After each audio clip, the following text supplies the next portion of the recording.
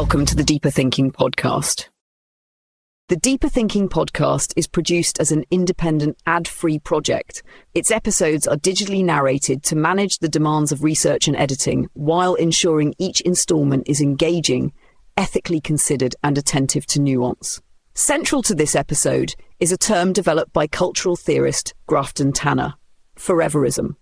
The concept captures a particular experience of contemporary time, in which the present no longer feels like a point in motion, but like a space that encloses. Foreverism describes a loop that refreshes the same moment again and again, softening the edges of past and future until they are nearly indistinguishable. Tanner's idea can be set alongside the earlier work of cultural critic Mark Fisher, whose theory of hauntology emphasized the lingering traces of futures that never arrived.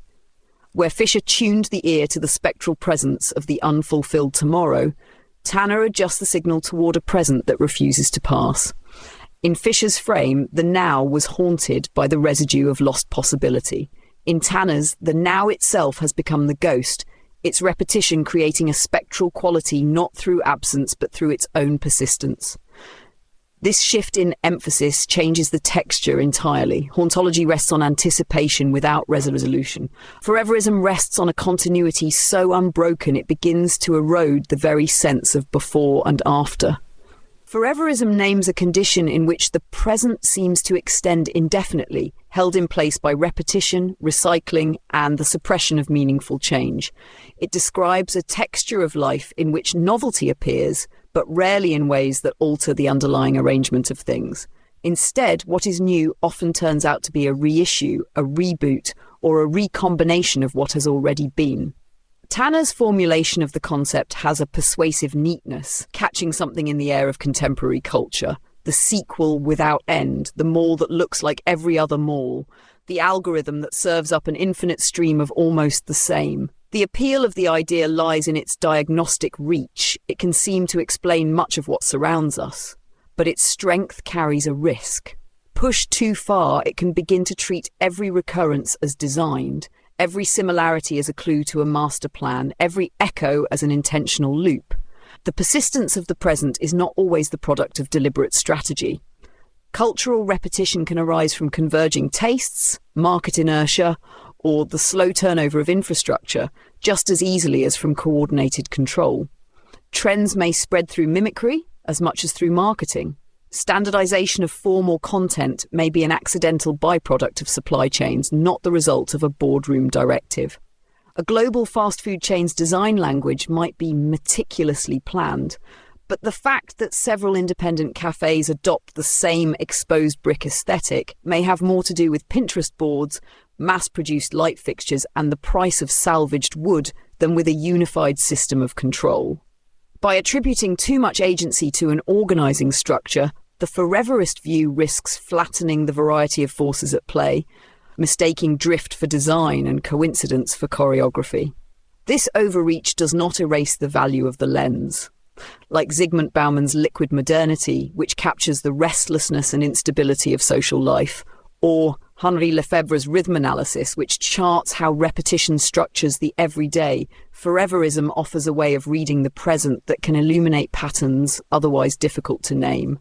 It works best as one instrument among others, part of an ensemble of perspectives rather than the entire apparatus. Framed this way, Foreverism sharpens our view of how repetition shapes experience without asking us to believe that every loop is intentional or unbreakable.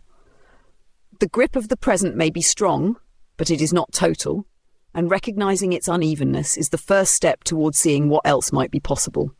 Tanner's account of Foreverism is most convincing when it is grounded in the textures of lived space, in the kinds of locations that seem to persist unchanged, even as the world around them shifts. Consider the image of a cinema on a rainy night, its marquee glowing in the mist, lights spilling across wet pavement. For Tanner, such spaces function as anchors within the loop, familiar, reliable points that give the impression that the present is stable and ongoing. When these places are folded into national or global chains or styled to match a corporate design template, they reinforce the sensation of a continuous now, a stretch of time in which the future never fully arrives. The signage, the seating, the colour palette, Each element becomes part of a choreography of recognition designed to deliver the comfort of sameness. Yet not all endurance is the work of the loop.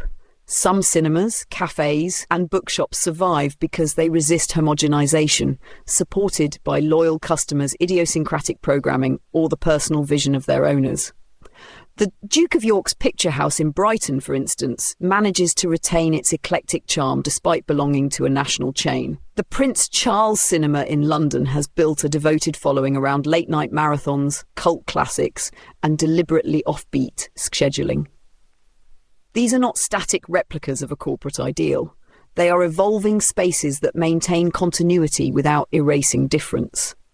The familiarity they offer is not the flattened sameness of a franchise, but the deepening recognizability that comes from sustained character over time.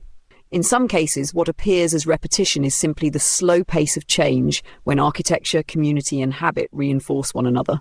Recognizing these variations complicates the idea that the loop has total control over the built environment. It invites us to look more closely at the specific conditions that keep certain spaces alive, and to distinguish between those that are maintained by a system of repetition and those that persist for reasons the system cannot entirely claim. The experience of time within Foreverism, as Tanner describes it, involves the smoothing of temporal texture. In this condition, moments are arranged so that they blend almost imperceptibly into one another, with few sharp transitions or ruptures to break the surface.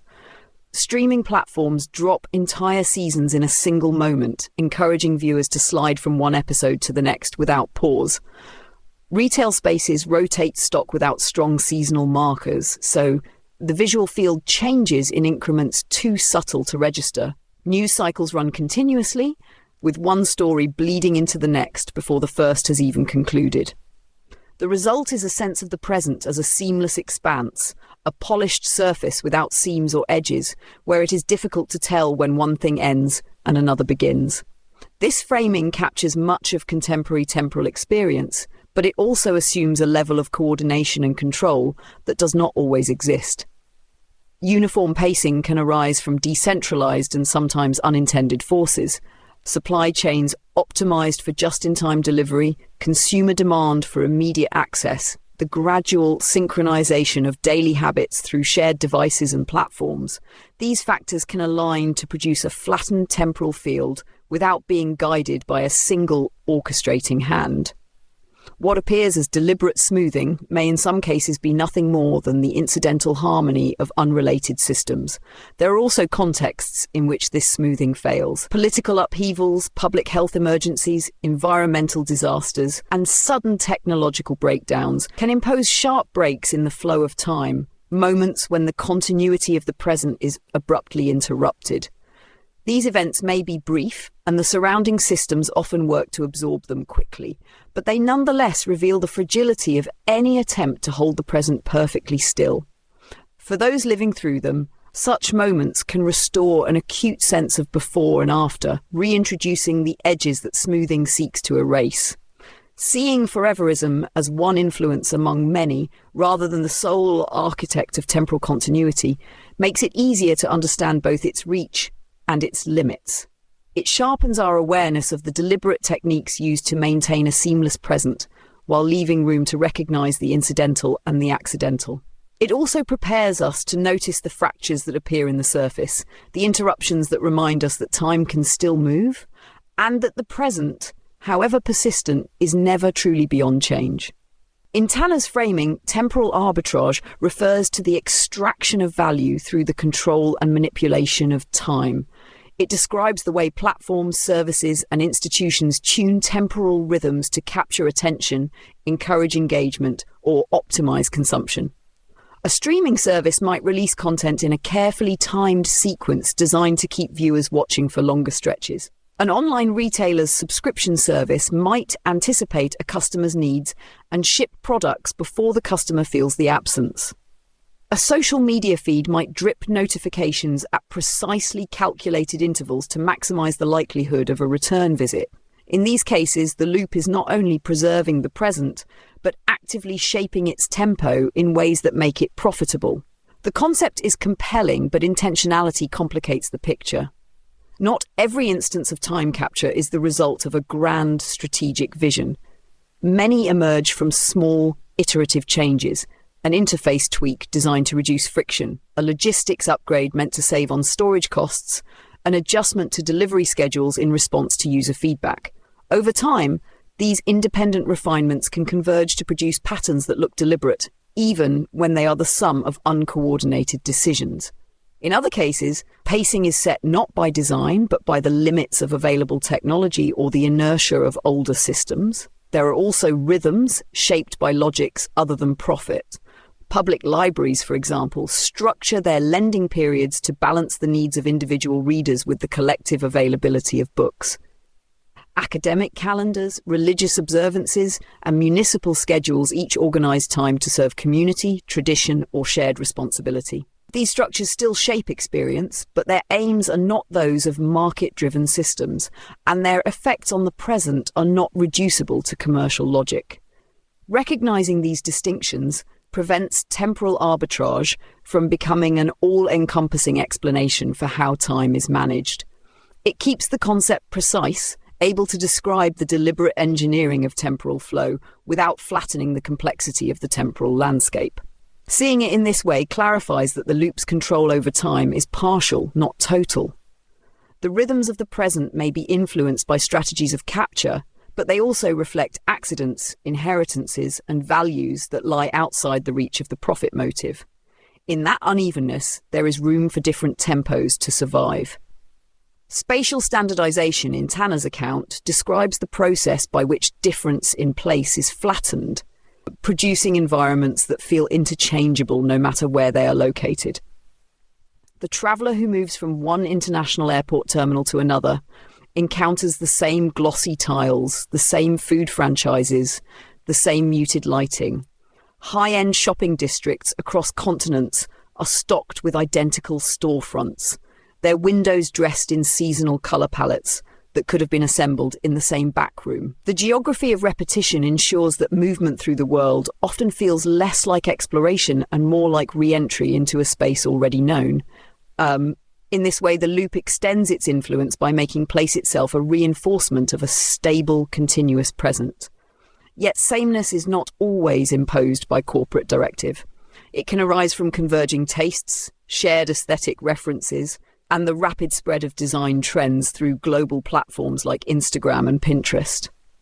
Independent businesses might adopt the same minimalist palette, the same pendant lighting, the same brushed concrete counters because those styles are affordable, fashionable, or easily sourced through suppliers that ship worldwide. In these cases, repetition is the product of cultural mimicry and economic pragmatism rather than a centralized design mandate. What looks like a single uniform hand may actually be the aggregation of many small, unconnected decisions. Some cities and communities actively resist this flattening. Kyoto restricts signage and branding to preserve visual harmony with its historic streetscapes, limiting the ability of global corporations to overwrite local character. In Lisbon, heritage protection laws ensure that tiled facades, ornate balconies, and other distinctive architectural features cannot be casually replaced by uniform modern frontages. These measures do not freeze a city in time, but rather create space for variation and local specificity to persist in the face of pressures toward uniformity. Understanding spatial standardization as a contested process makes it possible to see the unevenness of Foreverism's reach in the built environment. The loop thrives where sameness is unopposed, where surfaces and layouts can be replicated without resistance. But in places where legal, cultural, or economic forces interrupt this repetition, space retains its capacity to signal change, difference, and the possibility of futures not yet absorbed into the present. In those interruptions, the geography of the loop becomes less certain, and the permanence it seeks to project begins to fray. Emotional smoothing for Tanner is the process by which feeling is kept within a narrow, manageable range, ensuring that the collective mood remains steady and predictable. In retail, this might mean lighting calibrated to a warm but neutral glow, playlists that maintain a gentle mid-tempo rhythm, and service interactions engineered to be frictionless. In hospitality, it is the hotel lobby where no scent is strong enough to offend, no colour bright enough to jar, no texture coarse enough to distract. In media, tonal shifts are softened so that even moments of outrage or drama remain within the bounds of expectation. The loop sustains itself not only through what people see and do, but through how they are encouraged to feel, dampening extremes that might disrupt the rhythm of continuity. This framing captures an important element of how the present is maintained, but it can understate the volatility of lived emotional life. Outrage cycles can swell far beyond the smoothing mechanisms designed to contain them, fueling movements that persist for weeks or months. The Black Lives Matter protests in 2020, spread across countries and sustained through multiple waves of action, show that intense collective feeling can escape attempts at levelling. Grief, joy, and anger can break into public space in ways that exceed the system's ability to recapture or neutralise them. These surges may not be constant, but when they occur, they challenge the notion that the emotional field can be wholly managed. It is also important to distinguish between engineered smoothing and the more organic moderation of feeling that comes from habit, cultural norms, or individual coping strategies. People often adapt to shocks and novelties, not because they are guided to do so by a system, but because habituation is a natural human response. Emotional equilibrium can arise from within, not just from without. Recognizing these distinctions refines Tanner's account of affect under Foreverism. It makes it possible to see why smoothing sometimes works and why in other cases it fails. Emotional life is not a flat surface. It is a landscape of peaks and valleys, some of which can be lowered or raised by design, others that resist manipulation entirely. The loop may prefer the calm plateau, but the terrain remains more varied than it would have us believe, and in that variation lie the moments when the present can be interrupted. Glitches, in Tanner's reading, are the moments when the loop falters and its machinery becomes visible. They are interruptions that disturb the smooth surface of the present, a broken user interface that exposes the scaffolding beneath, a misaligned product in an otherwise pristine retail display, an anachronistic object that slips into a meticulously curated period drama. These ruptures remind us that the stability of the loop is constructed, and like all constructions, it can fail. For a moment, the sense of seamlessness is punctured, and the possibility of alternatives comes into view. Yet many glitches are quickly absorbed back into the system. A supermarket misprint might go viral and be reframed as an ironic marketing hook. A video game's malfunction could be embraced by players and rebranded by developers as a quirky feature. A meme born from accidental absurdity can be monetized through merchandise and folded into the steady churn of cultural production. The loop is adaptable, able to convert disruption into renewed engagement, turning what could have been a break into a novelty that reinforces its own persistence. Still, some glitches resist assimilation. A catastrophic system failure that halts transport networks, a data breach that exposes the structural vulnerabilities of a platform, or a whistleblower's leak that triggers lasting institutional reform. These are disruptions that cannot be fully reabsorbed. They break continuity not for moments, but for weeks or months, sometimes creating new rhythms or conditions in which the old ones cannot return unchanged. The difference lies in scale, in the context of the rupture, and in the system's capacity or incapacity to repair itself without leaving a trace. Thinking about glitches in this expanded way shows them to be more than just amusing anomalies or temporary slips. They form a spectrum from fleeting novelty to deep structural fracture. Some serve as reminders that the loop's stability is an ongoing effort, vulnerable to breakdown. Others create conditions under which the present can no longer hold itself together in quite the same way. By attending to these differences, it becomes easier to see when a disruption has merely been aestheticized and when it has genuinely opened space for something outside the loop to take root. Acts of resistance to Foreverism, in Tanner's view, work by reintroducing disruption into the loop, moments that break the sense of inevitability and remind us that time can move, that change can arrive. Such resistance can take many forms: cultural works that refuse nostalgic recycling, public interventions that interrupt the uniformity of commercial space, events or performances that deliberately court unpredictability. These gestures challenge the smooth continuity of the present by creating friction, rupture, or surprise, restoring a sense that other temporalities are possible. Yet resistance faces two persistent challenges. The first is the loop's extraordinary capacity to adapt. Novelty can be quickly appropriated, aestheticized, and fed back into circulation as a variation on the same. A street protest can become a visual trope in advertising. An experimental design can be commodified as a limited edition product. An underground music scene can be packaged into festival lineups. What begins as a break from repetition risks being absorbed as a new pattern within it. The second challenge is infrastructural dependence. Many acts of resistance rely on the very systems they hope to disrupt, using social media to reach an audience, renting spaces owned by corporate landlords, distributing work through platforms whose algorithms favour predictable forms of engagement. This reliance constrains how far such resistance can stray from the conditions it opposes. Still, not all acts are neutralised so easily. Pop-up cultural spaces that vanish before they can be branded, artworks that refuse reproduction or documentation, protests that seize and transform the rhythms of a city in ways that cannot be instantly reframed.